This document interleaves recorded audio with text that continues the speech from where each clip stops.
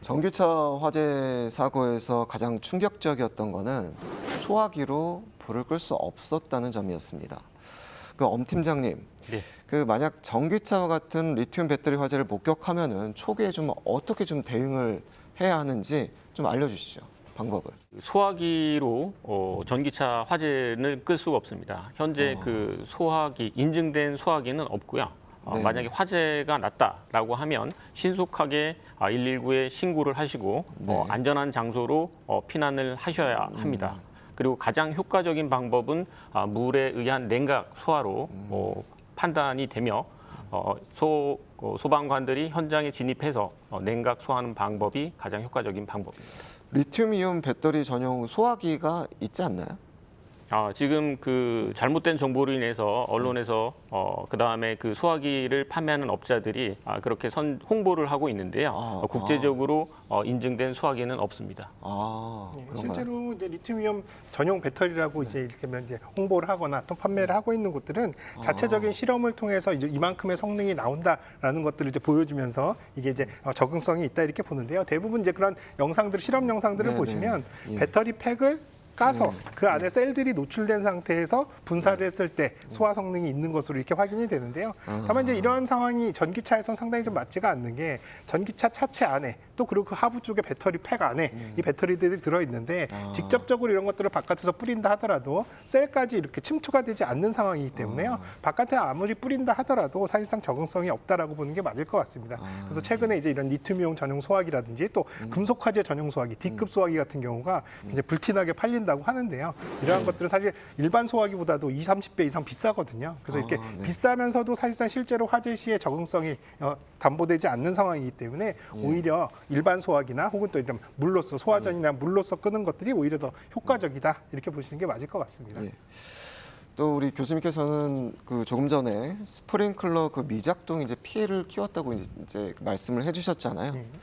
아파트 같은 그 주거 시설에서 화재 예방을 위해서 따라야 하는 좀 의무 사항이 좀 어떤 것이 있고 지하 주차장 스프링클러 설치는 또 이게 의무 사항이 아니다라는 또 얘기도 있는데 어떤 건지 좀 맞는 겁니까? 네, 뭐 지하 주차장 같은 경우는 스프링클러 설치가 이제 적용 대상인 것들도 있고요, 아닌 것들도 있거든요. 이런 그래요? 과거에는 이제 설치가 되어 있지 않는 경우들도 또 규모에 따라서 좀 다르게 적용이 되기 때문에 반드시 스프링클러가 설치되어 있다 이렇게 보기는 어렵습니다. 다만 이제 스프링클러가 설치되어 있어도 사실 제대로 작동을 안 하는 경우 이런 경우가 사실 오히려 더 문제겠죠. 왜냐하면 규모가 작아서 사실 그 규모에 따라서 설치 대상이 예외된 거는 어쩔 수 없지만 사실 설치 대상이 돼서 제대로 작동해야 됨에도 불구하고 작동이 안 됐을 때 화재 피해가 굉장히 커진다는 거는 앞서 설명드린 청라 지하주차장 화재에서도 우리가 알 수 있고요.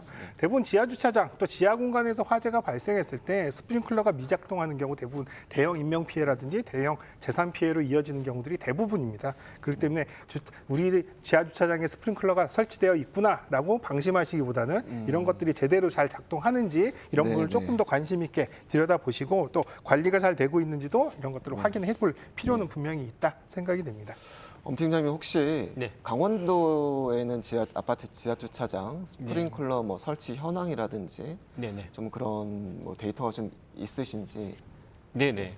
그 저희가 지금 그 강원도 내에 1,281개의 아파트 단지가 있습니다. 그 중에서 지하 주차장 중 스프링클러가 설치된 대상이 588개의 단지입니다. 네. 588개의 단지에 대해서 강원소방본부에서는 현재 스프링클러가 정상적으로 작동하는지에 대해서 전수조사를 하고 있습니다.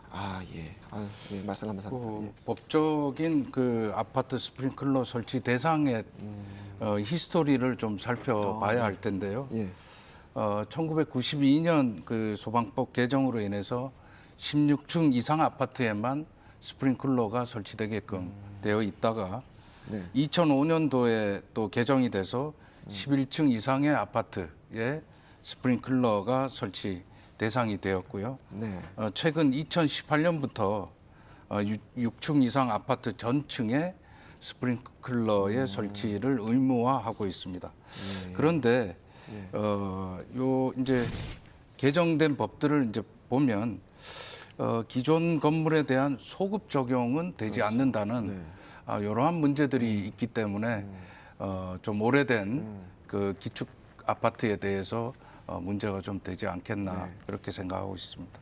그러면은 설치가 되지 않는 아파트가 만약 그런 시설을 갖출 수는 있는 건가요?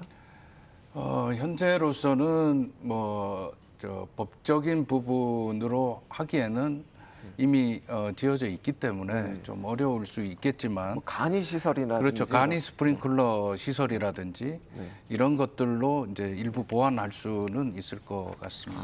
그 부분 조금 더 설명을 드리면 사실 말씀하신 대로 많은 분들이 이렇게 이제 화재가 발생을 하면 기존의 스프링클러 설치 대상을 이제 확대하는 부분들 또 그리고 설치 대상이 아니었던 것들을 이제 소급 적용하는 부분들 이런 부분들에 대한 얘기들이 이제 많이 나오는데요.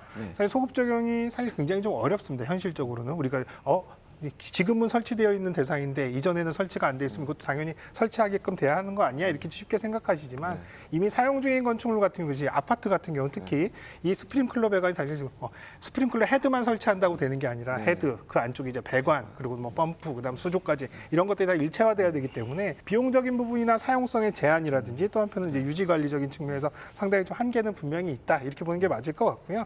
다만 그래서 이런 것들을 이제 소급 적용을 의무화한다 이런 관점보다는 오히려 이제 본인들이 이런 시설들을 설치하고 싶어 하는 곳들을 조금 더 적극적으로 지원해 준다거나 뭔가 이렇게 성능을 좀 개선했을 때 인센티브를 준다거나 하는 이런 유도책들 이런 것들이 조금 더 합리적이지 않을까 생각은 됩니다. 또 한편으로는 최근 들어서는 앞서 말씀드린 아파트뿐만 아니라요. 소규모 공동주택, 빌라라든지 이를테면 다세대 주택 같은 경우도 지금 스프링클러 설치 대상으로 확대가 돼서요. 이러한 곳들도 이런 스프링클러를 설치해서 안전을 확보할 수 있도록 그렇게 추진 중이다 말씀드릴 수 있겠습니다.